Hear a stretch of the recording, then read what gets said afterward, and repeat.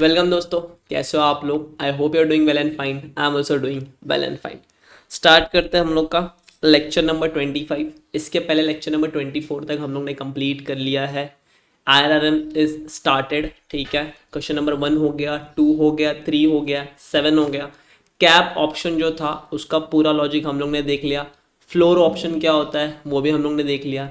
ये वाले लेक्चर को अब हम लोग स्टार्ट करते हैं। अगर आप इस लेक्चर पे पहली बार आ रहे हो या फिर फर्स्ट टाइम देख रहे हो तो पूरा free fast track batch YouTube पे है या फिर आप जहाँ पे भी देख रहे हो वहाँ पे आपको अवेलेबल है। अगर आपने गूगल क्लासरूम लिंक ज्वाइन नहीं किया है तो कर लो। कहाँ पे मिलेगा? वीडियो के डिस्क्रिप्शन पर लिंक होगा, क्लिक करो, गूगल फॉर्म भरो एंड आ जाओ गूगल क्लासरूम में। एंड जितने भी मटेरियल है उसका आप फ़ायदा उठा सकते हो, ठीक है। तो स्टार्ट करते हैं हम लोग का लेक्चर नंबर 25। एंड इसके अंदर हम लोग एक ऑप्शन के बारे में पढ़ेंगे जिसका ऑप्शन का टाइप है इंटरेस्ट रेट कॉलर्स, ठीक है। क्या बोलते हैं इसको? इंटरेस्ट रेट कॉलर्स, या फिर आप कॉलर्स ऑप्शन के नाम से भी इसको जानोगे मार्केट में, ठीक है। क्या होता है ये, एक बार इसको डिस्कस कर लेते हैं। After discussion of it will move ahead. तो आ जाते हैं कंसेप्ट नोट्स पे। And this is your interest rate collars. इसमें होगा क्या देख लो। So it is the combination of cap and floor. तो ये वाले ऑप्शंस में कैप भी आएगा, फ्लोर भी आएगा, बस थोड़ा थोड़े उसके तरीके अलग होंगे। The purchaser of a collar buys a cap and simultaneously sells a floor. तो यहाँ पे जो भी परचेजर होता है कैप ऑप्शन का, वो कैप को बाय करेगा एंड साइमल्टेनियसली उसके साथ ही वो फ्लोर ऑप्शन को सेल कर देता है। क्यों करता है, उसके पीछे का लॉजिक क्या है वो हम लोग चेक करते हैं, फिर आगे जो भी है वो पढ़ेंगे। तो देखो होता क्या है, सुनो अब मेरी बात। अगर मैं एक बोरोवर हूं, ठीक है, आई एम अ बोरोवर एंड मैंने अगर कैप ऑप्शन को बाय किया, अगर आप कैप ऑप्शन बाय करने जा रहा हूं तो जाहिर सी बात है मुझे प्रीमियम पे करना पड़ेगा। हाँ, मुझे प्रीमियम पे करना पड़ेगा। तो ये प्रीमियम मेरे जेब से क्या हो गया, चला गया। तो it is a out flow. अब मैं कैप ऑप्शन में कब जाता हूँ? कैप ऑप्शन में मैं तब जाता हूँ जब मुझे लगता है कि फ्यूचर में कहीं ना कहीं इंटरेस्ट रेट राइज होने वाला है, यानी इंटरेस्ट रेट कम तो होगा नहीं, है ना। अब थोड़ा एक बेसिक चीज़ डिस्कस करते हैं। कैप ऑप्शन कब एक्सरसाइज होता है? तो कैप ऑप्शन एक्सरसाइज तब होता है जब आपका इंटरेस्ट रेट फ्यूचर में आने वाले टाइम पे इंक्रीज होने वाला है ना। एंड फ्लोर ऑप्शन कब एक्सरसाइज होता है? तो इसके बारे में भी हम लोगों ने डिस्कस किया था। फ्लोर ऑप्शन तब एक्सरसाइज होगा जब आने वाले टाइम पे इंटरेस्ट रेट डिक्रीज होगा, या फिर मैं अनदर टर्म्स में बोलूँ, कैप ऑप्शन कब एक्सरसाइज होगा? जब स्ट्राइक रेट से ज़्यादा रेट हो जाएगी तब कैप ऑप्शन एक्सरसाइज हो जाता है। एंड फ्लोर ऑप्शन एक्सरसाइज क्या होता है, कब होता है? जब स्ट्राइक रेट से रेट कम हो जाएगी तब कौन सा ऑप्शन एक्सरसाइज होता है? Floor option.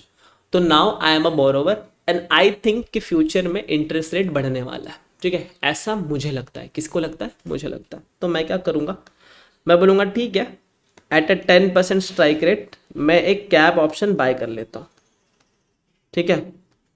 मैं क्या करता हूँ, एक कैप ऑप्शन को बाय कर लेता हूँ। ना माई वे ऑफ थिंकिंग, फ्यूचर में इंटरेस्ट रेट बढ़ने वाला है, हाँ, कम तो होगा नहीं। अगर कम होगा नहीं तो अगर किसी ने ये फ्लोर ऑप्शन खरीदा भी होगा तो वो सामने वाला इंसान आके एक्सरसाइज करेगा ही नहीं। फ्यूचर में कैप इंटरेस्ट रेट इंक्रीज होगा, यानी एक स्ट्राइक रेट से मान लो एक रेट से इंक्रीज हो जाएगा, तो मैं जाके कैप ऑप्शन एक्सरसाइज कर लूँगा एंड जो भी बेनिफिट होगा वो तो मुझे मिल जाएगा। लेकिन इस कॉन्ट्रैक्ट में एंटर होने के लिए आज के दिन मुझे प्रीमियम भी तो पे करना पड़ रहा है ना। तो मैं सोचता हूँ क्यों ना कुछ ऐसा किया जाए कि कहीं ना कहीं ये जो प्रीमियम का अमाउंट है, कहीं से कुछ ना कुछ प्रीमियम का अमाउंट निकल के आ जाए। मतलब यहाँ पे अगर प्रीमियम का अमाउंट, फॉर एग्जांपल मैं सिर्फ अगर एक कैप ऑप्शन में एंटर कर रहा हूँ तो लेट सपोज मुझे प्रीमियम पे करना पड़ रहा है 100 रुपीज़ का, ठीक है। मुझे 100 रुपीज़ का प्रीमियम पे करना पड़ रहा है नॉर्मली। कैप ऑप्शन 100 रुपीज़ का प्रीमियम पे किया, अगर इंटरेस्ट रेट स्ट्राइक रेट से इंक्रीज हुई, एक्चुअल रेट एक्सरसाइज करूंगा, सब खत्म हो जाएगा। बट मेरा इंटेंशन, मेरा सेंस, मेरा जो सेंटिमेंट है वो बोल रहा है कि फ्यूचर में चल के इंटरेस्ट रेट इंक्रीज ही होने वाला है।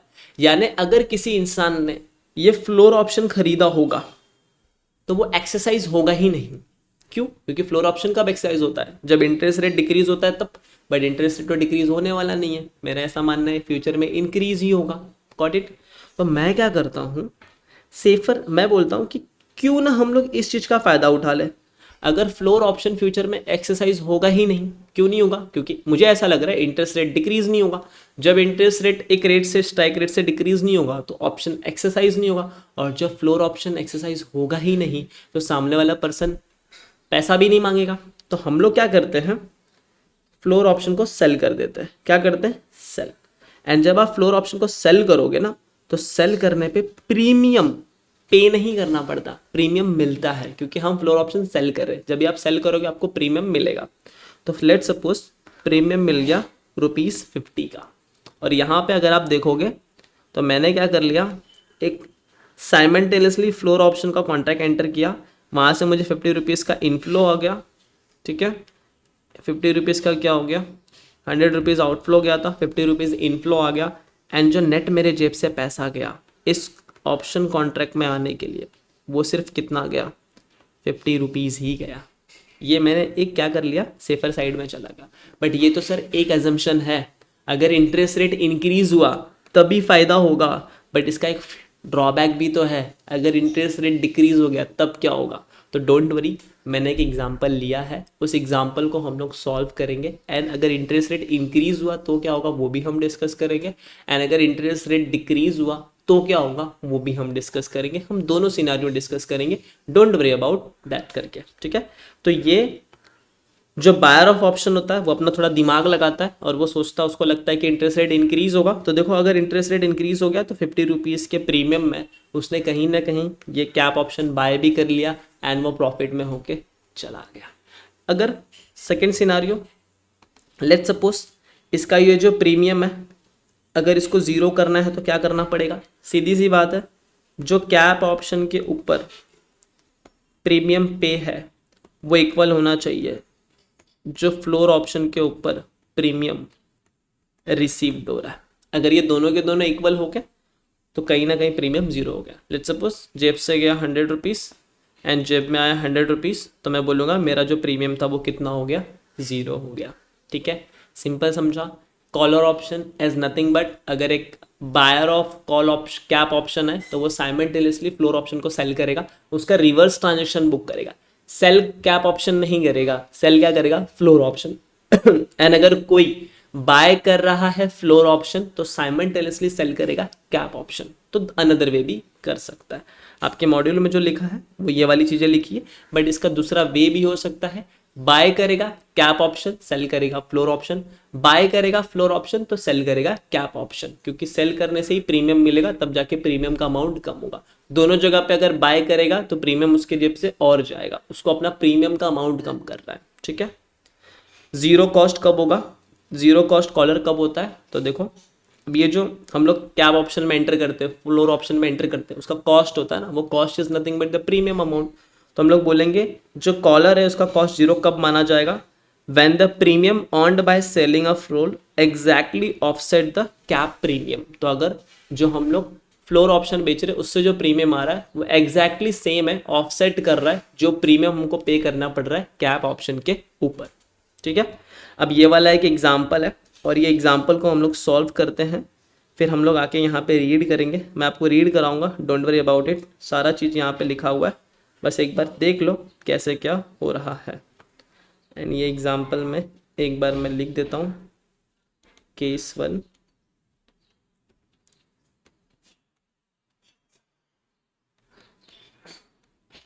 Actual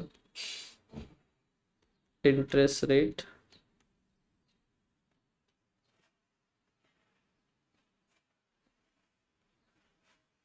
case number 1, case number 1 में 12% एंड केस नंबर 2 में 3%। ठीक है, तो जो बोरोवर ने दिमाग लगाया था उसका दिमाग भी साइड में जा सकता है, कब?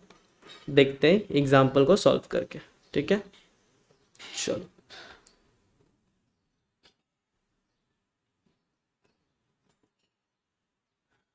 This is your question, one of the example.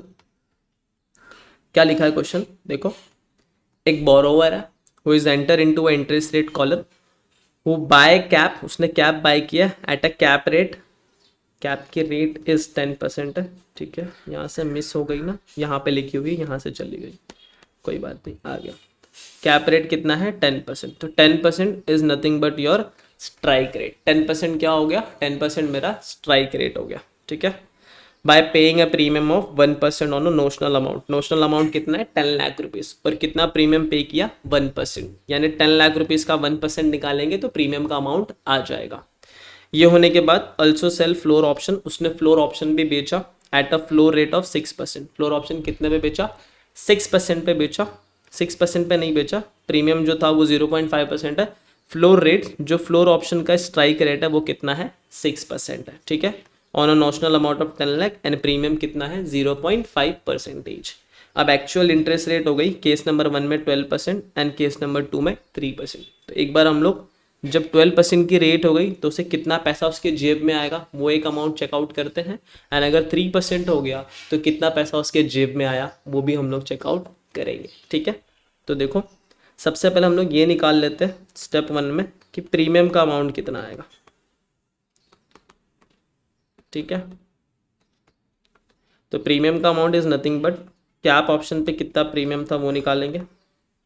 तो कैप ऑप्शन पे जो प्रीमियम है 10 लाख रुपीज़ के ऊपर 1%, सो 10 लाख रुपीज़ का 1%,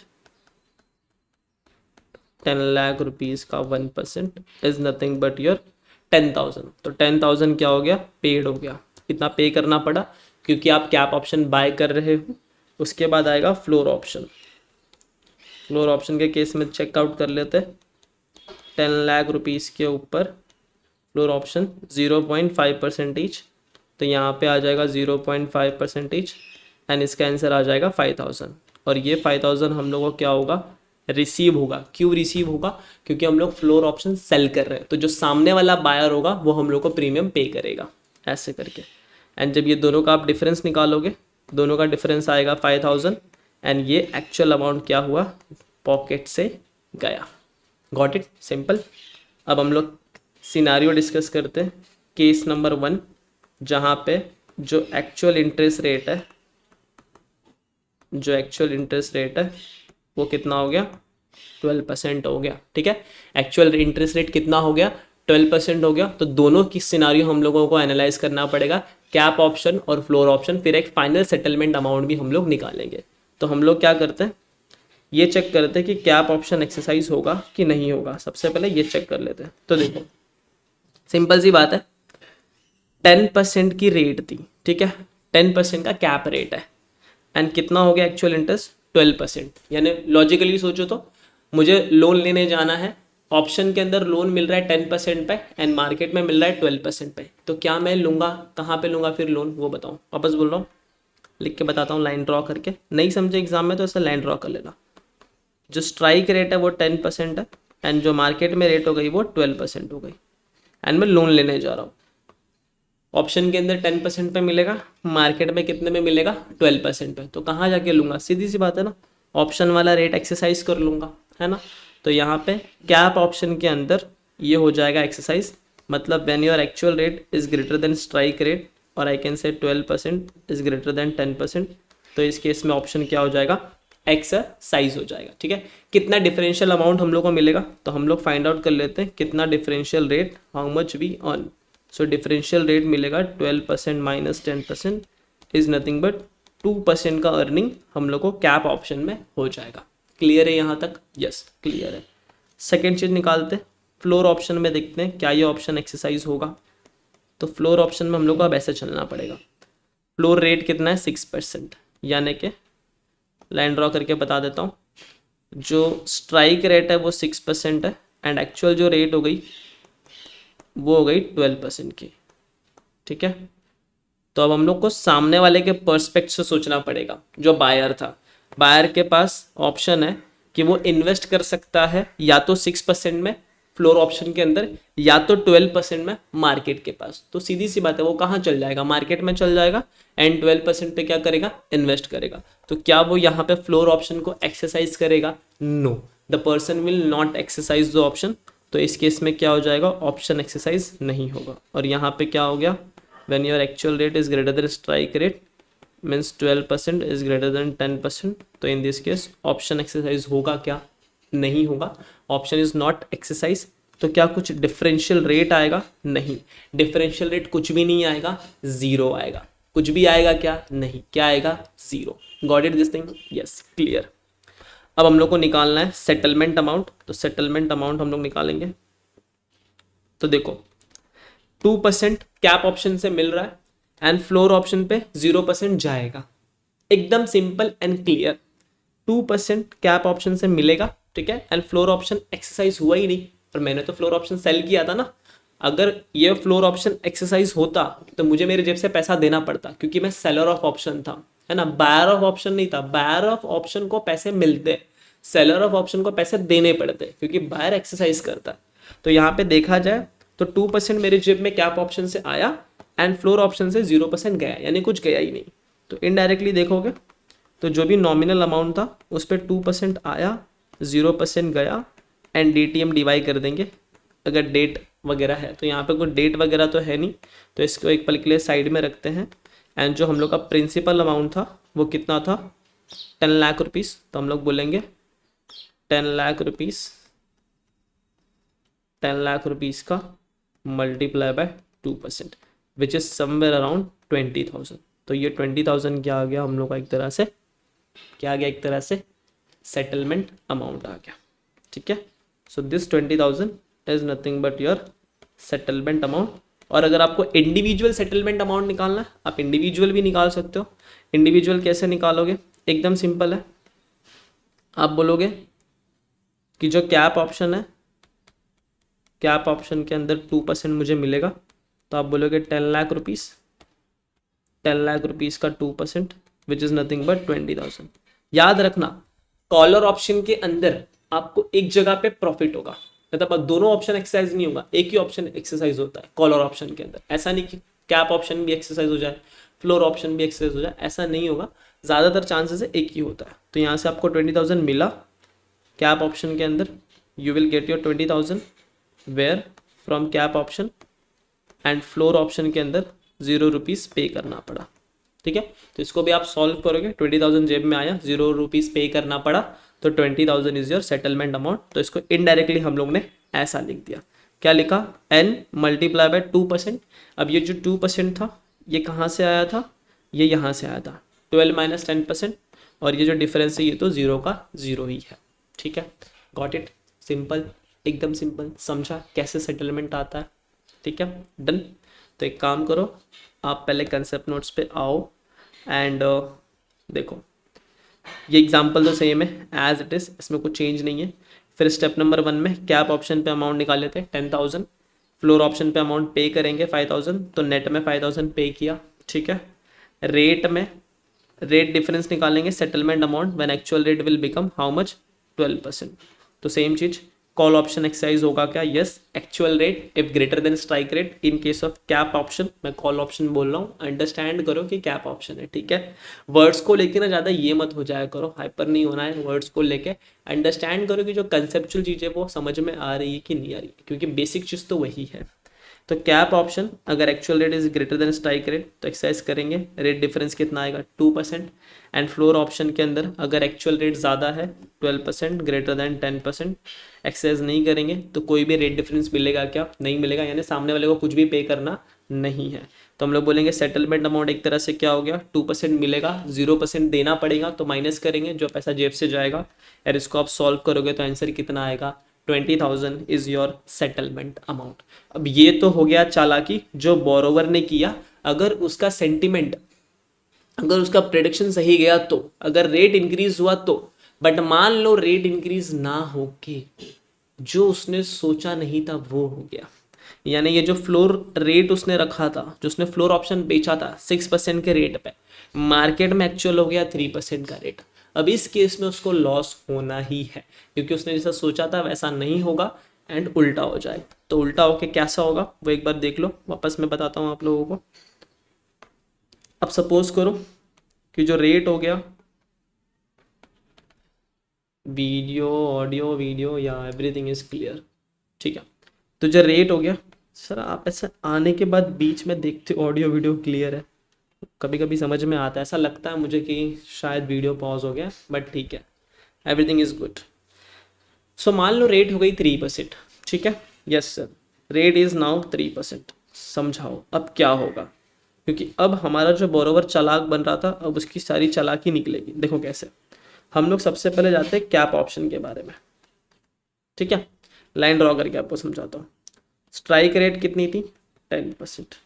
एक्चुअल में रेट कितनी हो गई मार्केट में, 3%। अब आप खुद को ऐसा सोचना है, लोन लेने जाओगे कैप ऑप्शन के अंदर तो 10% पे मिलेगा, मार्केट पे लेने जाओगे तो 3% पे मिलेगा, तो क्या ऑप्शन एक्सरसाइज करोगे? ऑफकोर्स ऑप्शन एक्सरसाइज नहीं होगा। तो यहाँ पे कैप ऑप्शन के अंदर ऑप्शन एक्सरसाइज होगा क्या? तो यहाँ पे क्या हो गया, जो भी एक्चुअल रेट है वो लेस देन हो गया स्ट्राइक रेट, एंड इस केस में ऑप्शन एक्सरसाइज नहीं होगा। तो क्या कुछ डिफरेंशियल रेट मिलेगा आपको? जब ऑप्शन ही एक्सरसाइज नहीं होगा तो कुछ जेब में पैसा आएगा क्या? कुछ भी नहीं आएगा। तो जेब में आएगा 0%, नथिंग, इल्ला। फिर हम लोग जाएंगे फ्लोर ऑप्शन पे। फ्लोर ऑप्शन में सोचेंगे कि स्ट्राइक रेट जो था वो 6% था, एंड देखो 6% था, यहाँ पे लिखा है 10% नहीं, जो फ्लोर रेट था वो 6% है। तो floor rate is nothing but your 6%, and market में जो एक्चुअल रेट हो गया 3% हो गया। अब आपको सोचना है फ्लोर रेट है, ठीक है, जिसको आपने सेल किया था फ्लोर ऑप्शन, वो सोचेगा कि अगर मैं ऑप्शन के अंदर जाके इन्वेस्ट करूँ तो 6% मुझे मिलने वाला है, लेकिन मार्केट में जाके इन्वेस्ट करूंगा तो 3% ही मिलेगा, तो कहाँ जाके इन्वेस्ट करना चाहिए? खुद सोचो। आएगा आपके पास, हंसते हंसते आएगा, ठीक है हंसते हंसते आएगा और बोलेगा कि फ्लोर ऑप्शन को एक्सरसाइज करो, एंड जो भी इसके बीच का डिफरेंशियल 3% है वो मुझे पे करो। तो यहाँ पे अगर आप डिफरेंशियल रेट देखोगे तो यहाँ पे डिफरेंशियल रेट क्या मिलेगा उसको, सामने वाले को 3%। 3% कैसे आ रहा है, इज नथिंग बट, अच्छा मैंने ये लिखा नहीं, यस और नो लिख देता हूँ।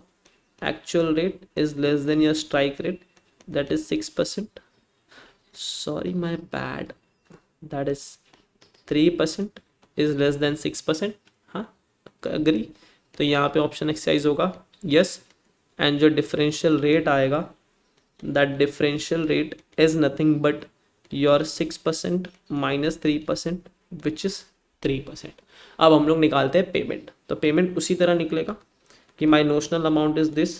कैप ऑप्शन से कुछ भी आया क्या परसेंटेज? नहीं, 0% आया, लेकिन पुट ऑप्शन में 3% हमें सामने वाले को पे करना पड़ेगा, क्योंकि हम लोग ने, सॉरी मैं वापस पुट ऑप्शन बोल रहा हूँ, फ्लोर ऑप्शन, फ्लोर ऑप्शन में हम लोग को सामने वाले को पे करना पड़ेगा, क्योंकि सामने वाले को हम लोग ने सेल किया है, ठीक है। तो सामने वाला बायर आएगा, ऑप्शन एक्सरसाइज करेगा, 3% लेके जाएगा, एंड यहाँ पे DTM DY आएगा। अब ये वाले क्वेश्चन में DTM DY नहीं है, तो इसको एक पल के लिए हटा दो, एंड फिर यहाँ पे लिखेंगे n मल्टीप्लाई बाय 0-3 इस -3%, और n का वैल्यू कितना था?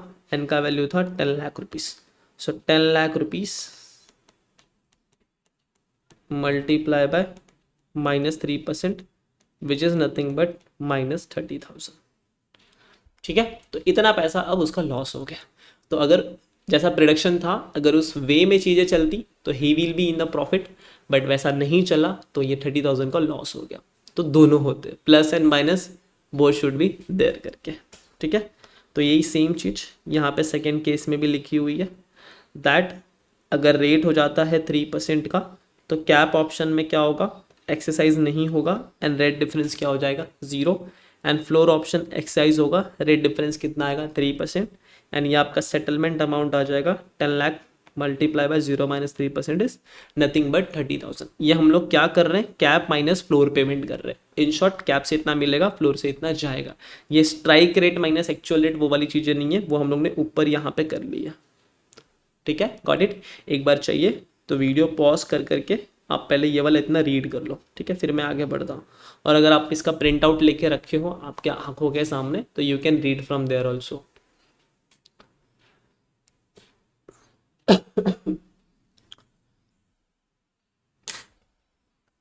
Then read this also.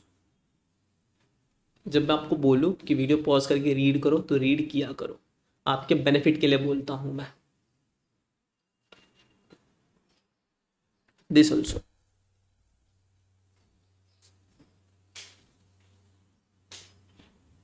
This one. ठीक है, हो गया क्लियर, वेरी नाइस। तो चलो, अगर मैं आपको नटशेल में पूछूं कि what is the settlement amount, अगर सेटलमेंट अमाउंट निकालना है मुझे, अगर सेटलमेंट अमाउंट निकालना है मुझे कॉलर वाले में, तो कैसे निकलेगा? तो सिंपल है, इसी से निकालते, इसी को देख के निकालते। ठीक है, ये जो आया था ये n लिख देंगे, तो चलो मैंने n लिख दिया, मल्टीप्लाई बाय ये 0% कैसे आ रहा था, ये 0% तो तब आ रहा था ना, हम लोग को अभी दोनों सिनारियो लेना पड़ेगा, अगर एक्सरसाइज होगा तो क्या, एक्सरसाइज नहीं होगा तो क्या। तो हम लोग क्या बोलते हैं, मैक्स टू मैक्स, n को मल्टीप्लाई करना, मैक्स टू मैक्स, जीरो भी आ सकता है, अगर कैप ऑप्शन एक्सरसाइज नहीं हो तो जीरो आएगा, या फिर क्या हो सकता है, जो भी कॉलर रेट है, या फिर मैं इसको बोल दूँ माई स्ट्राइक रेट, तो जो भी स्ट्राइक रेट है कैप वाला वो, स्ट्राइक रेट माइनस नहीं एक्चुअल रेट, यहाँ पे होगा एक्चुअल रेट, देखो ये एक्चुअल रेट माइनस किया ना, एक्चुअल रेट 12% माइनस 10%, तो यहाँ पे हो जाएगा actual rate minus strike rate cap वाला। ठीक है, या तो एक्सरसाइज नहीं हो तो जीरो होगा, या तो फिर इसका रेट निकल के आएगा, मैक्स टू मैक्स ये हो जाएगा, और ये पैसा मुझे मिलेगा तो इसको मैं पॉजिटिव में रखूंगा, फिर मैं माइनस करूंगा, फ्लोर वाला मुझे सेल करना है तो वो माइनस में जाएगा, और ये वाला जो सेटलमेंट अमाउंट है it is all about by किया कॉलर, सेल किया फ्लोर, उसका ये सेटलमेंट अमाउंट है। ठीक है, अगर आप उल्टा करोगे तो सेटलमेंट अमाउंट अलग हो जाएगा, तो मैं सिर्फ वन वे आपको बता रहा हूँ, अगर आपको वन वे समझ में आ चुका है, एग्जाम में जो क्वेश्चन आएगा आपको एनालाइज करना पड़ेगा कि ये कौन सा वाला केस है, buy buy cap sell floor है कि बाय फ्लोर सेल कैप है। ठीक है, आप समझ जाओगे, डोंट वरी, पहले इस पे ध्यान दो। ठीक है, तो मैंने एन ले लिया, मैक्स ले लिया, मैक्स का ये पहले कैप ऑप्शन का लिख दिया, पुट ऑप्शन में भी क्या हो जाएगा, मैक्स या तो वो जीरो होगा, या फिर जो भी स्ट्राइक रेट, पुट ऑप्शन बोल रहा हूँ, जो भी स्ट्राइक रेस फ्लोर होगा, अगर मैं पुट पुट बोल रहा हूँ तो आप समझ जाना फ्लोर की बातें चल रही है। ठीक है, understand that thing, minus actual rate कर लिया, एंड जैसे ये सब हो जाएगा, ठीक है, ये 3% यहाँ से ऐसे निकल के आ जाएगा, 0% इन दोनों में से आ जाएगा, एंड फिर एंड में आप कर दोगे DTM DY। ये कौन सा वाला केस है, this is a case of जहाँ पे आप कर रहे हो बाय कैप एंड कर रहे हो सेल फ्लोर।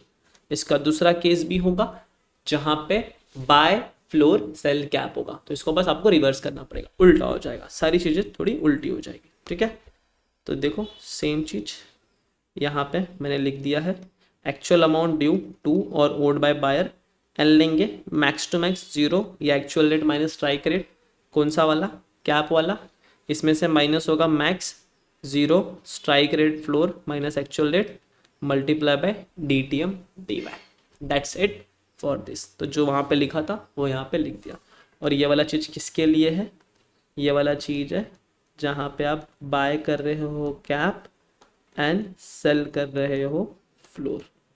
ठीक है, this equation is for that.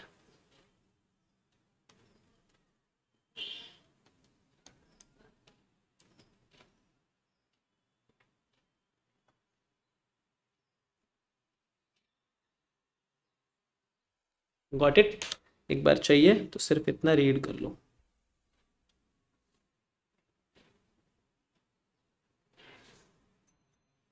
ठीक है, इसका अगर आपको बाय कैप और सेल फ्लोर आ गया तो इसका जो रिवर्स वाला होता है वो आप खुद से आराम से बना सकते हो, कोई बात नहीं। अगर आपको चाहिए होगा सेकंड सिनारियो वाले के ऊपर भी, अगर आपको चाहिए होगा कि सेकंड सिनारियो का कैसे करना है, जहाँ पे हम लोग सेल करेंगे, सॉरी बाय करेंगे फ्लोर, सेल करेंगे कैप, उस केस में कैसे क्या सिनारियो आएगा, सेम अगर आपको एग्जांपल चाहिए होगा तो आप कमेंट कर देना, तो मैं उस वीडियो के साथ भी हो जाऊंगा, वो एक एडिशनल वीडियो होगा जिसके साथ मैं आपको आ जाऊंगा, और फिर मैं उसका डिस्कशन भी कर लूंगा। बट आई होप आपको मैंने वन साइड समझा दिया है, तो आपको सेकेंड साइड भी आप खुद से समझ जाओगे। फिर भी अगर आपको चाहिए तो वीडियो के नीचे कमेंट कर देना, मैं उसके साथ भी आ जाऊंगा। ठीक है, चलो अब कुछ कॉमन नोट है ऑप्शन के लिए, जहां पे भी n लिखा है, n का मतलब क्या होगा, 1 मिनट, चलो मम्मी जी आई थी चाय लेके, सर्दी हो गया पता नहीं मुझे कैसे अचानक। मम्मी ने अदरक वाला चाय लाया था। ठीक है, चलो ध्यान दो। एन का मतलब क्या होता है? Notional principal amount of the agreement. तो एग्रीमेंट में जो भी नोशनल प्रिंसिपल अमाउंट होगा उसका मतलब होगा एन। एंड डीटीएम मतलब is nothing but number of days from the interest rate reset date to the payment date. तो जिस दिन आपने इंटरेस्ट रेट को रीसेट किया उस दिन से पेमेंट डेट का जो डेज है उसको नंबर ऑफ डेज करेंगे। इसके पहले कैप ऑप्शन वाला क्वेश्चन क्या था याद है? 6 मंथ का रीसेट डेट था, तो वहाँ पर हम लोग सेटलमेंट अमाउंट पे 6 मंथ वाला क्राइटेरिया अप्लाई कर रहे थे। यस, दैट इज करके एंड नथिंग एल्स। ठीक है, तो ये आपका हो गया क्या? Collar option. और ये बताना मुझे ज़रूरी था बिकॉज आपके मॉड्यूल में है। अगर आ गया कभी एग्जाम में तो एटलीस्ट यू शुड नो कि what is the net final amount we need to calculate. अब हम लोग बढ़ते हैं स्वैप की तरफ। क्या पढ़ेंगे? स्वैप्स। बोलो वापस, स्वैप्स। फाइनली वो स्वैप वाला चीज आ चुका है जिसको ना लोगों को बहुत डर लगता है। ठीक है, स्वैप्स। स्वैप्स एक ऐसा टॉपिक है जो बहुत इजी है, मतलब इतना इजी है ना कि अगर आप सही तरीके से पढ़ो आपको बहुत इजी लगेगा, लेकिन ये लोगों को बहुत डराता है। जैसे फॉरेक्स के अंदर फेट ऑफ फॉरवर्ड करके कॉन्ट्रैक्ट होता है ना, कैंसिलेशन बिफोर, वो 18 केसेस, वो अलग ही चीज़ है। कैंसिल करना, फिर उसको फेडाई का रूल, वो सब जैसे वो वाला एक केस होता है ना, वैसे स्वैप में भी लोग बहुत डरते हैं। But swap is very easy. बस जो पढ़ने का अप्रोच है वो आपको चेंज करना पड़ेगा। वन माइंडेड सोचना पड़ेगा, टू माइंडेड नहीं सोचना पड़ेगा, वन वे सोचना पड़ेगा। अगर आप स्वैप का क्वेश्चन वन वे सोच के, अगर आप स्वैप का क्वेश्चन वन वे सोच के सॉल्व करोगे, सॉल्व हो जाएगा। दोनों एंगल से सोचोगे तो गलत हो जाएगा। मतलब what is the one way and one angle से सोचो, सिंगल एंगल से सोचो, डबल एंगल से सोचोगे, पूरा आंसर गलत होगा। Sir what is single angle, what is double angle? Simple है, देखो स्वैप में होता क्या है। अगर मैं स्वैप का दूसरा मीनिंग बताऊं तो swap is nothing but your exchange. ठीक है, swap is nothing but your exchange. ऐसे एक्सचेंज करना, क्या करना? एक्सचेंज करना। जैसे मिस्टर ए है एंड मिस्टर बी है। ठीक है, मिस्टर ए के पास है जूस शुगर केन का, एंड मिस्टर बी के पास है जूस किसका? ऑरेंज का। Got it?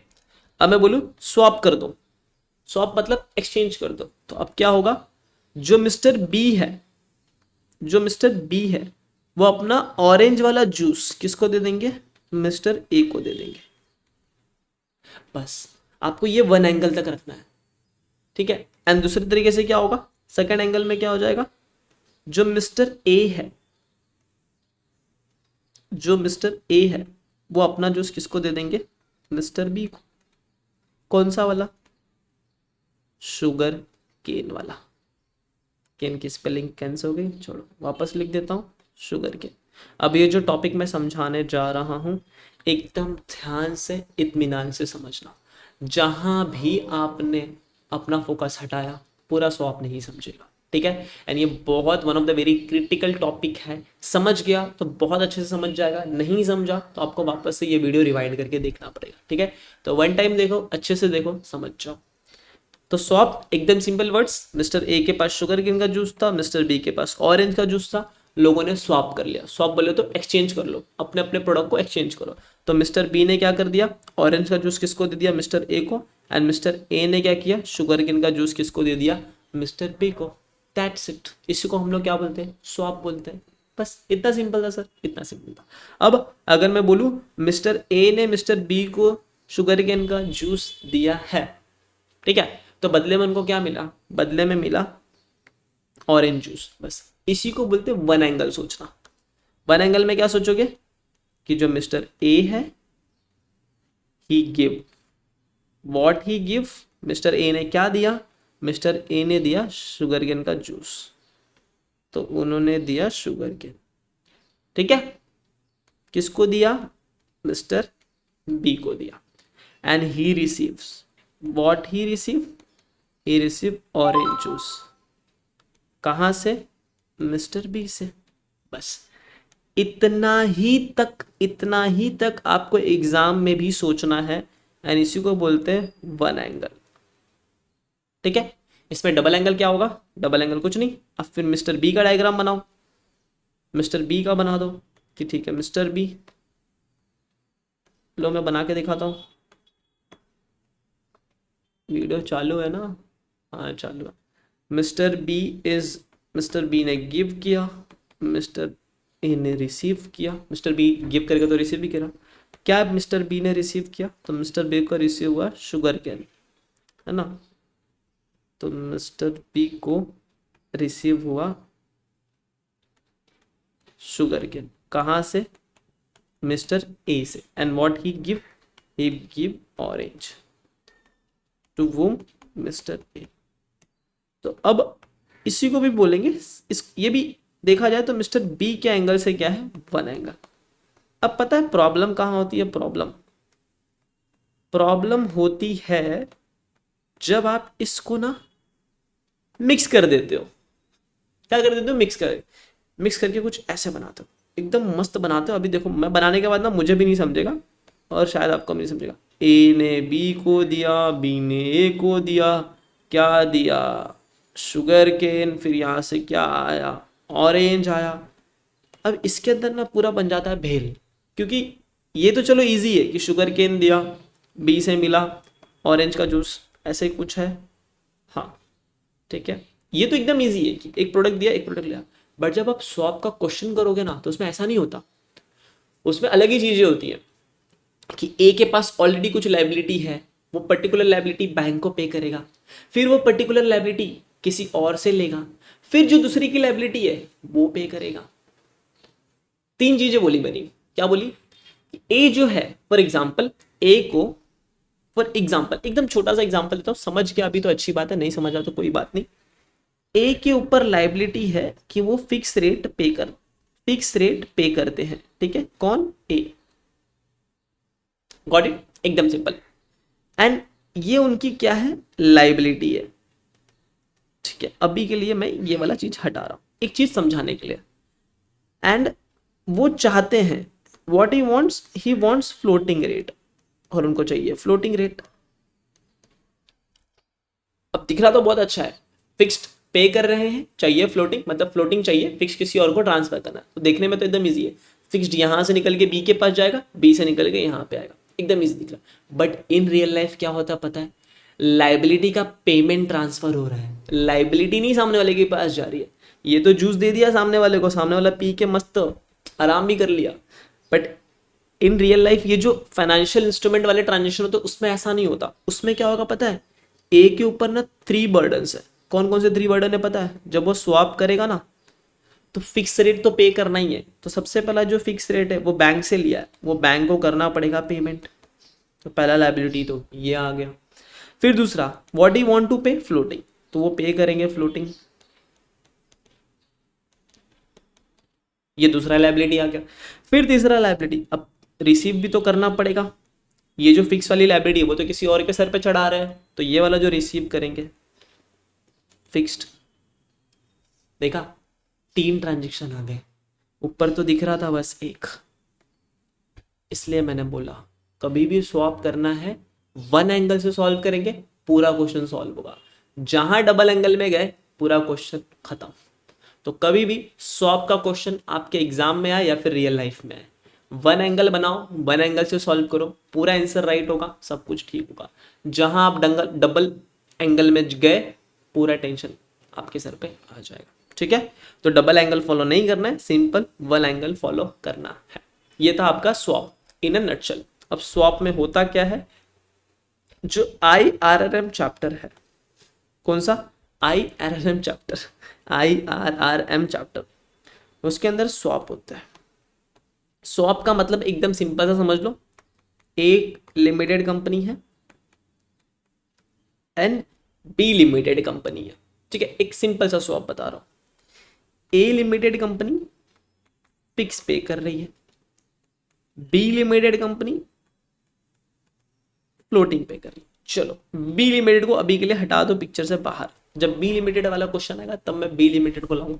अभी के लिए बस आप इतना समझ लो कि एक ए लिमिटेड कंपनी है, जब बी लिमिटेड वाला आएगा मैं वो भी आपके सामने डिस्कस करूंगा। जब 2 कंपनीज बीच में आती है, जब 2 कंपनीज के बीच में स्वैप होता है, we will deal that scenario also, but right now let's deal there is only 1 company.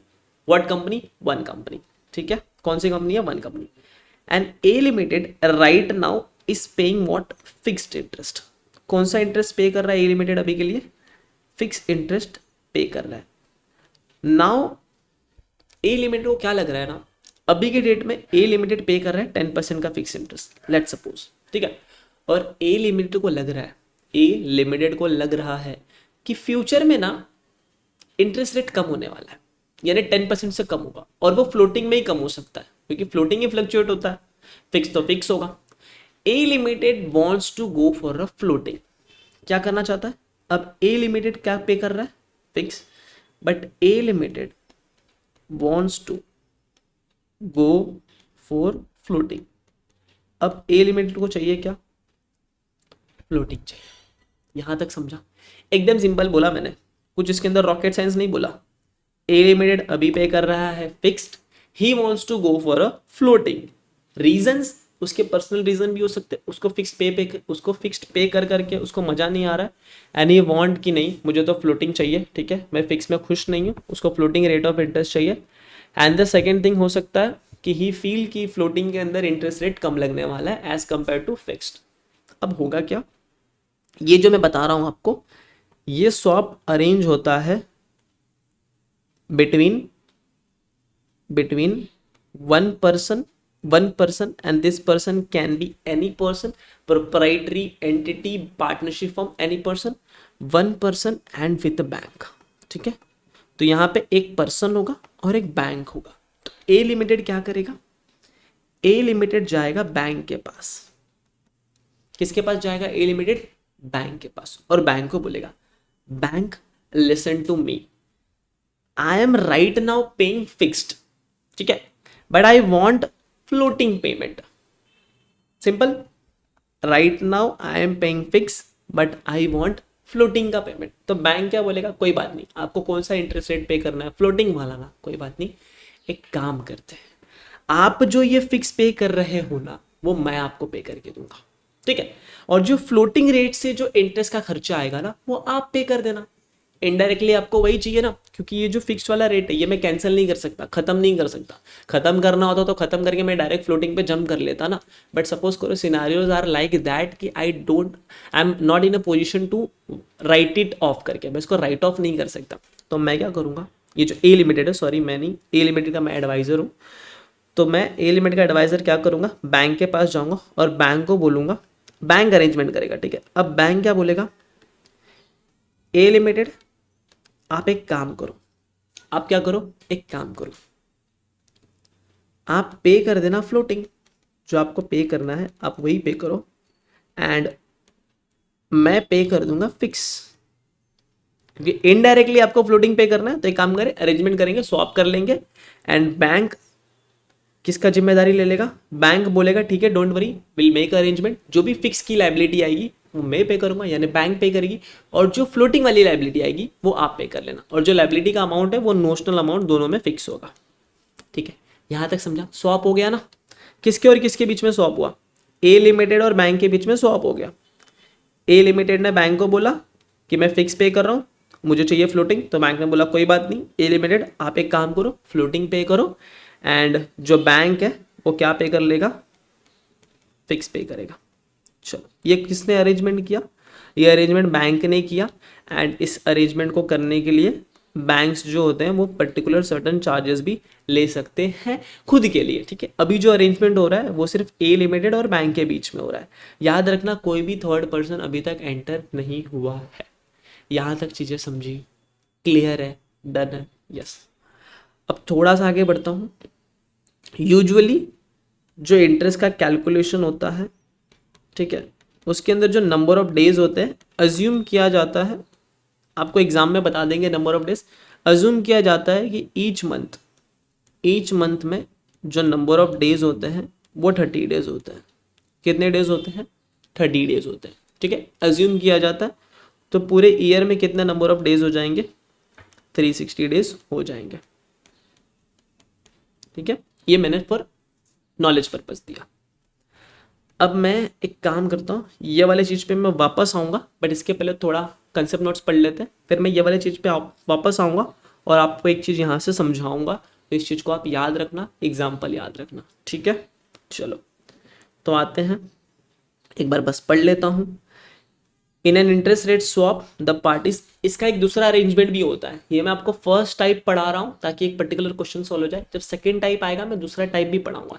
Interest rate swap is nothing but मैं जो इंटरेस्ट रेट पे कर रहा हूँ वो कोई और पे करे, दैट्स इट। हम लोग कुछ अरेंजमेंट कर देंगे, मुझे जो इंटरेस्ट रेट पे करना है वो मैं पे कर पाऊँ, उसी को हम लोग बोलते हैं इंटरेस्ट रेट स्वैप। तो in an interest rate swap the parties to the agreement, ठीक है, term the swap counterparties, term the swap counterparties, जिसको हम लोग, जो स्वैप पार्टीज होती है उसको हम लोग स्वैप काउंटर पार्टीज बोलते हैं। Agreed to exchange payment index to two different interest rate, और लोग अपने पेमेंट को एक्सचेंज कर लेते हैं। And the total payment are determined by the specific notional principal, और जो टोटल पेमेंट है वो एक प्रिंसिपल पे कैलकुलेट किया जाता है, amount of the swap which is never actually exchange. हम लोग प्रिंसिपल का अमाउंट एक्सचेंज नहीं करते, प्रिंसिपल के ऊपर जो इंटरेस्ट है उसकी लायबिलिटी को एक्सचेंज करते हैं, ठीक है। अब आ जाते हैं, a fixed and floating swap is characterized by, तो कोई भी फिक्स्ड और फ्लोटिंग स्वैप है, जो आप फिक्स्ड और फ्लोटिंग स्वैप कर रहे हो उसके फीचर्स क्या है, तो उसके अंदर एक फिक्स इंटरेस्ट रेट होगा, वेरिएबल और फ्लोटिंग इंटरेस्ट रेट होगा जो कि पीरियडिकली रीसेट होता है पर्टिकुलर टाइम पे, फिर एक नोशनल प्रिंसिपल का अमाउंट होगा जिसके ऊपर इंटरेस्ट का पेमेंट कैलकुलेट करेंगे, एंड एक टर्म होगा एग्रीमेंट का कि कितने टाइम तक हम लोग ये स्वैप करेंगे, क्योंकि ये सारी चीज़ें बतानी पड़ेगी, ठीक है। अब टाइप नंबर 1, जिसको हम लोग बोलते हैं प्लेन वनीला स्वैप, जो अभी मैंने आपको जस्ट थोड़ी देर पहले एक्सप्लेन किया वो। तो स्वैप का अंदर एक पहला टाइप है जिसको हम लोग क्या बोलते हैं, प्लेन वनीला स्वैप। अब ये प्लेन वनीला सुन के आइसक्रीम की याद मत करने लगना, ठीक है। जर्निक स्वैप, इसका दूसरा नाम होता है जर्निक स्वैप। क्या होता है जर्निक स्वैप, और इसको कूपन स्वैप भी बोलते हैं, कि हम लोग सिर्फ अपना इंटरेस्ट रेट चेंज कर रहे हैं। इसके लिए इसका तीसरा नाम क्या होता है, कूपन स्वैप। जर्निंग मतलब ये जर्नल है इंडस्ट्रीज में। Only two parties are involve, यहाँ पे सिर्फ टू पार्टीज इन्वॉल्व होती है, and it involve the exchange of a fix rate loan to a floating rate loan. तो फिक्स रेट लोन को मैं फ्लोटिंग रेट लोन में कन्वर्ट कर रहा हूँ over a period of time, and that too on a notional principal, और एक notional principal पे हम लोग कन्वर्ट कर रहे हैं, ठीक है। अब हम लोग यहाँ पे इंटरेस्ट निकालना सीखेंगे। इंटरेस्ट निकालना इज वेरी सिंपल, कोई रॉकेट साइंस नहीं है, एकदम सिंपल है। देखो, for example fix interest payment on a generic swap are calculated assuming each month के अंदर कितने डेज है, 30 डेज है, and the quoted interest rate is based on a 360 days year, और जो इंटरेस्ट रेट है वो 360 डेज इन अ ईयर करके अज्यूम करके बताया गया है। तो ये जो फॉर्मूला है आपको 360 डेज, ये अजम्पशन बेसिस है। अगर एग्जाम में कुछ और आता है आप वो अज्यूम कर सकते हो, कुछ नहीं आता है आप 360 डेज अज्यूम करके सॉल्व कर लेना। और यहाँ पे ईच मंथ में 30 डेज हम लोग कंसीडर कर रहे हैं। अब वो बोल रहा है अगर आपको semi annual fix interest rate payment निकालना है, कैसा निकालना है, सेमी एनुअल। सेमी एनुअल का मतलब क्या होता है, 6 मंथ। सिंपल सा लॉजिक है, एनुअल बोला तो सेमी बोला, एनुअल बोले तो पूरा, सेमी बोले तो क्या, 6 मंथ।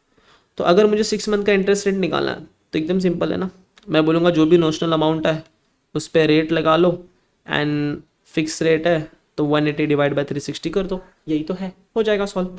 एंड ये जो रेट है यहाँ पे फिक्स रेट लेना है, तो इस फिक्स रेट के जगह पे एक टर्म यूज होता है जिसको हम लोग बोलते हैं AIC। क्या बोलते हैं, AIC।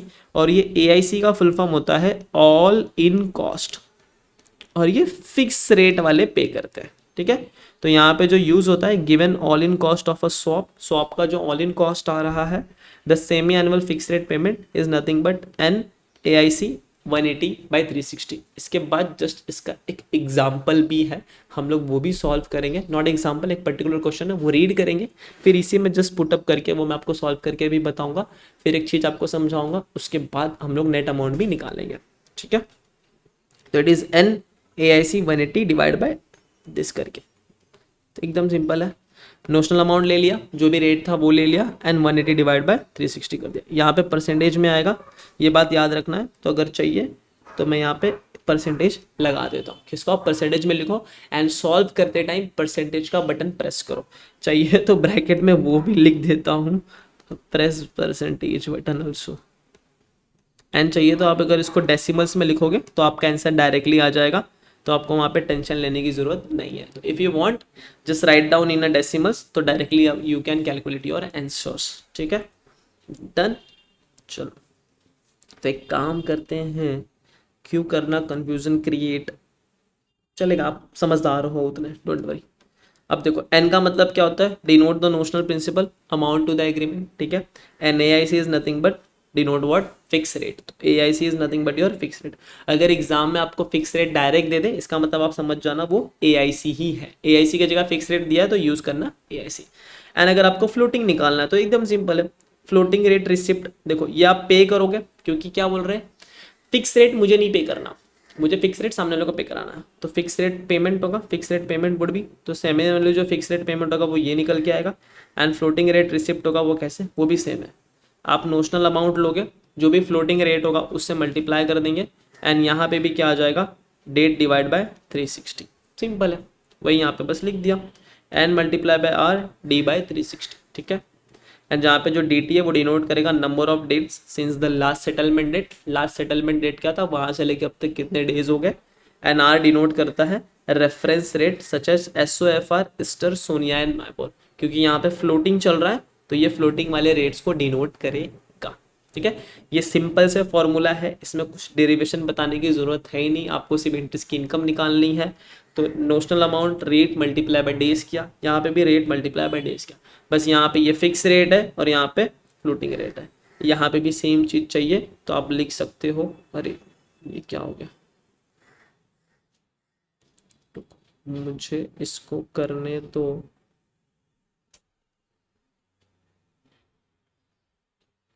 लॉक, ठीक है।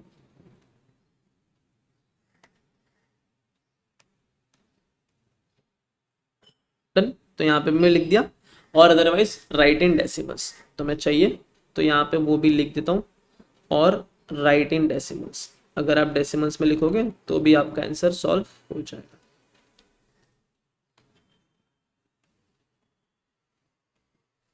छोटी छोटी चीज़ें हैं बट अब आप उतने समझदार हो, और मुझे पता है यहाँ पे तो आप गलती नहीं ही करोगे। एंड ट्रस्ट में ये एग्ज़ाम में आया हुआ क्वेश्चन है। मई 23 का पेपर देखना, या फिर नवंबर 23 आपको मिलेगा, ठीक है। डन। अब यहाँ पे क्या लिखा है, सॉल्व क्वेश्चन नंबर 4। एंड याद रखना यहाँ पे जो भी सेटलमेंट का अमाउंट निकलता है वो नेट बेसिस पे निकलता है। किस पे निकलेगा, नेट बेसिस पे, ठीक है। तो आओ क्वेश्चन नंबर 4 रीड करते हैं, फिर मैं आपको एक कंसेप्ट पढ़ाऊंगा, फिर नेट बेसिस पे जाएंगे। क्वेश्चन नंबर 4,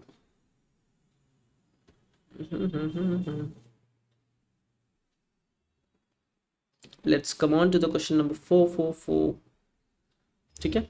ये रहा क्वेश्चन नंबर 4, रीड करो, वीडियो पॉज करके रीड करना, सर्दी हो गया।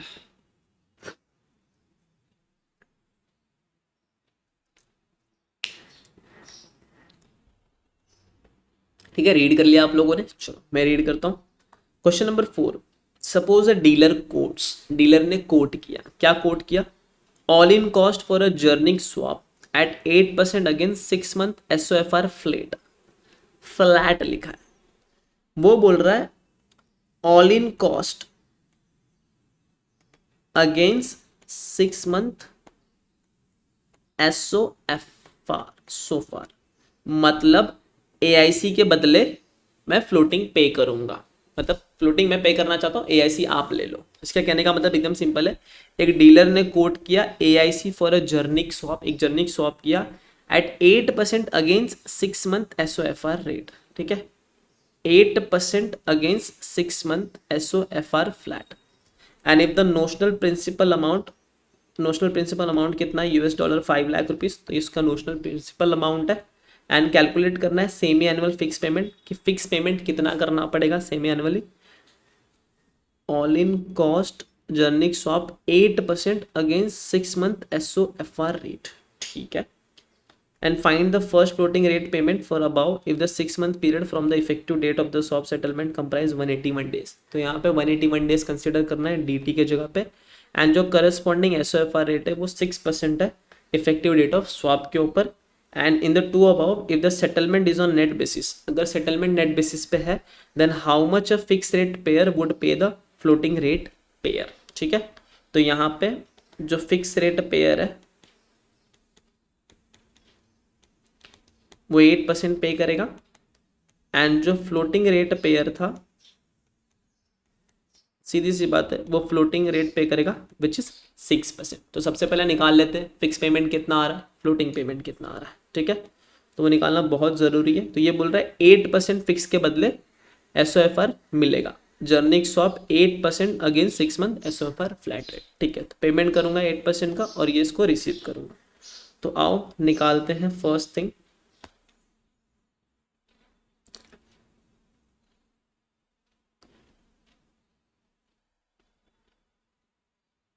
तो देखो एकदम सिंपल, मुझे निकालना है सेमी एनुअल फिक्स पेमेंट। क्यों मैंने सेमी एनुअल निकाला, अगर आप क्वेश्चन में जाओगे ना तो देखो यहाँ पे 6 मंथ लिखा हुआ है, ये वर्ड भी इज वेरी मच इंपॉर्टेंट। तो जब भी 6 मंथ बोल लिया मतलब आपको सेमी एनुअल पे आना है, 180 डिवाइड बाय 360 करना है।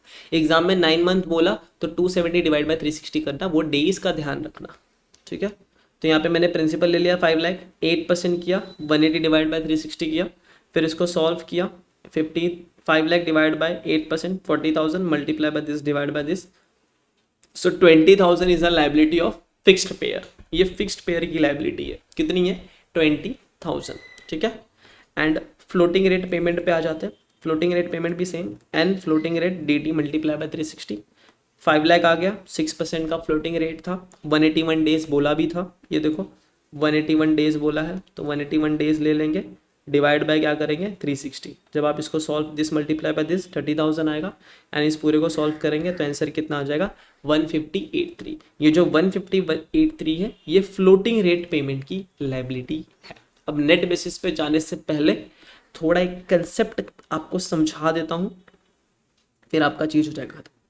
इस पे आ जाते हैं, ठीक है। एंड ये देख लो एक, मैं बोल रहा हूँ पेयर, ठीक है। किसको कितना पे करना है, पेयर नेट बेसिस पे कौन पे करेगा, ठीक है। हम लोग ये जो बात करेंगे फिक्स्ड वाले एंगल से बात करेंगे कि फिक्स्ड वाले पर्सन को कितना पेमेंट करना पड़ेगा, फिक्स्ड वाले पर्सन को कितना पेमेंट रिसीव होगा। तो जो वो उसका उल्टा होगा वो फ्लोटिंग के लिए काम करेगा, ठीक है। तो वन एंगल पे काम करेंगे। तो लेट सपोज जो फिक्स रेट का पेमेंट आ रहा है, और जैसे ऊपर वाले एग्जांपल में, जस्ट वाले एग्जांपल में 20,000 फिक्स्ड रेट में इतना पेमेंट करना है। एंड जो फ्लोटिंग वाला था, फ्लोटिंग रेट का जो पेमेंट आ रहा है वो कितना आ रहा था 15083, ठीक है। तो आपको यहाँ पे दिमाग लगाना है और एग्जाम में ऐसा बनाना है, ठीक है। अब ध्यान दो, फिक्स रेट का जो पेमेंट कर रहा है, जो पेयर है फिक्स रेट वाला, उसकी लाइबिलिटी आ रही है 20,000, एंड फ्लोटिंग रेट वाले पेयर की लाइबिलिटी कितनी आ रही है 1583। अब मुझे खुद सोच के बताओ किसकी लाइबिलिटी ज़्यादा है। सिंपल सा है, जो फिक्स रेट पेयर है उसकी लाइबिलिटी ज़्यादा है, तो वो क्या करेगा, इन दोनों के बीच का जो नेट अमाउंट आएगा, अब नेट अमाउंट क्या आएगा 20,000 माइनस 15083। सो 20,000 माइनस 15083, तो ये जो 4917 है वो कौन किसको पे करेगा, दिमाग लगाओ, एकदम सिंपल है। लाइबिलिटी किसकी ज्यादा है, फिक्स रेट पेयर वाले की। तो फिक्स रेट वाला पेयर किसको पे करेगा, फ्लोटिंग वाले के लिए, और फ्लोटिंग को ये पैसा रिसीव होगा, सिंपल है। तो fix rate pair, fix rate payer will पे, और वो कब पे कर रहा है, जब उसकी फिक्स रेट पेमेंट की लायबिलिटी ज्यादा है फ्लोटिंग रेट पेमेंट की लायबिलिटी से, है ना। एक बार वीडियो पॉज करके बस इतना रीड कर लो, जस्ट रीड करो।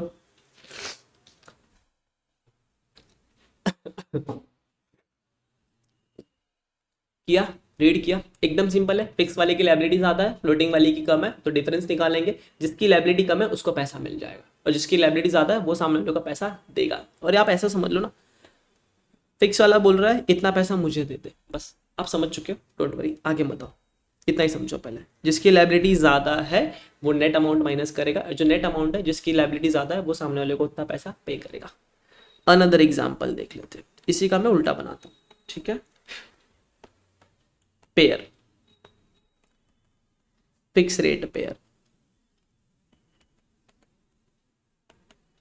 तो जो फिक्स रेट पेयर है, मैं क्यों इतना यहां पे लिख रहा हूं, let me just take this same thing, ठीक है। अब थोड़ा इसके अंदर करेंगे चेंज। अब जो फिक्स रेट के अंदर पेमेंट की लायबिलिटी आ रही है वो 15,000 आ रही है, एंड वेरिएबल वाले की जो लायबिलिटी आ रही है वो 22,000 आ रही है। ठीक है, तो सिंपल सी बात है, इन दोनों के बीच का जो डिफरेंस है वो 7,000। अब खुद सोचो, फ्लोटिंग वाले को कितना पे करने आ रहा है 22,000, फिक्स वाले को पे करने कितना आ रहा है 50 बोल रहा हूँ 15,000। तो कौन किसको पे करेगा, लायबिलिटी किसकी ज़्यादा है, लायबिलिटी फ्लोटिंग वाली की ज़्यादा है ना, तो यहाँ पे जो फिक्स रेट पेयर है उसको पैसा मिलेगा। तो वन एंगल से सोचो, टू एंगल पे मत जाओ, फिक्स रेट वाले के एंगल से सोचो, टेंशन खलास, फिर उसका उल्टा फ्लोटिंग वाले के लिए कर लेना। तो यहाँ पे fix rate payer will receive, ठीक है, will receive when your fixed rate payment is less than your floating rate payment, and इसी का आप वाइसा वर्सा कर सकते हो। गॉट इट दिस थिंग, एकदम क्लियर, एकदम सिंपल, ठीक है। एंड इसी हिसाब से इसी में एक नेट पेमेंट निकलेगा। तो देखो यहाँ पे फिक्स वाले की लायबिलिटी ज़्यादा है 20,000, फ्लोटिंग वाले की लायबिलिटी कम है, तो ये जो अमाउंट है 4917 वो फिक्स वाला फ्लोटिंग को पे करेगा। और ये सेम चीज क्वेश्चन ने आपको सामने से बता दिया कि नेट बेसिस पे how much fix rate payer would pay to the floating rate payer. समझा, गॉट इट, एकदम सिंपल, ठीक है। तो ये वाला भी आपका आंसर आ गया 4917। अब एक बार मुझे ये दो चीजें हो गई, एक बार आंसर आपको मैच करा दूं। छोटू से मिनट के लिए रुक जाओ, थोड़ू से मिनट के लिए। ये रहा आंसर, ठीक है। तो 20,000 देखो 20,000 हो गया एंड 15083। आई नो आप लोग ये जो वीडियो है वो 1.5 के स्पीड में देख रहे हो, मुझे पूरा पता है। And then your fix rate net payment is this 4917, ठीक है, 4917। Then answer is matched. और इसी को लग के मैंने ये एक सिंगल रेट पेयर का भी डायग्राम आपको बना के दे दिया है, which is nothing but this. देखो सेम जो अभी हम लोगों ने डिस्कशन किया वो मैंने यहाँ पे बना के दे दिया, सो दैट मज़ा आ जाए आपको, ठीक है। फिक्स रेट में इंटरेस्ट 100 रुपये आ रहा है, फ्लोटिंग रेट में कम आ रहा है, तो जो 20 रुपीज़ का डिफरेंस है वो fix rate payer has to pay, fix rate payer will pay लिख देंगे तो ज़्यादा अच्छा होगा। ₹20 किसको पे करेगा, सीधी सी बात है फ्लोटिंग वाले को पे करेगा। एंड अगर फिक्स वाले में लायबिलिटी 200 है, फ्लोटिंग वाले में ज़्यादा है, तो उस केस में जो फिक्स रेट पेयर है उसको 40 रुपीज़ रिसीव हो जाएगा। तो ये मैंने बना दिया फिक्स रेट पेयर के एंगल से किसको कितना पैसा मिलेगा, ठीक है, from the angle of fix rate pair. याद रखना स्वैप का क्वेश्चन आपको तभी समझेगा अगर आप वन एंगल से जा रहे हो, सिंगल एंगल से। दोनों के एंगल से जाओगे पूरा कंफ्यूजन हो जाएगा और कंफ्यूजन हो जाएगा, ठीक है। तो आई hope you understood this question number 4। मैंने एक सॉल्यूशन नहीं दिखाया, तो एक काम करो क्वेश्चन नंबर 4 लिखो और इसको सॉल्व करना चालू करो। देखो बहुत छोटा सा क्वेश्चन है, बट इसके पीछे का logic is very much important, क्योंकि एग्जाम में ना घुमा फिरा के आया तो आपको लॉजिक पे ही खेलना पड़ेगा। IRRM पूरा लॉजिक पे चलेगा, अगर आपको नहीं समझाना कौन किसको पैसा दे रहा है तो मतलब नहीं है, समझ में आना चाहिए वो चीज़, ठीक है। ये लिख लो, ये भी लिख लो, ठीक है, done. And just write down this, ठीक है, लिख लिया आप लोगों ने, चलो well done, that's it for this lecture आपको समझ में आ चुका है तो वीडियो को लाइक कर दो, फीडबैक दे दो, आपका फीडबैक देना है, ठीक है। नीचे जाओगे डिस्क्रिप्शन बॉक्स ओपन करोगे तो फीडबैक का मेल ID मिलेगा, feedback@CAG1@gmail.com, ठीक है। एंड आप चाहो तो टेलीग्राम चैनल पे डाउट सपोर्ट है, वहाँ पे भी आप अपने फीडबैक लिख सकते हो, सो दैट वहाँ से भी मुझे डायरेक्टली वो चीज़ पता चल जाएगी। That's it for this video, मिलते हैं अपने अगले वीडियो में, तब तक के लिए सायनारा, फिर मिलेंगे 2/12।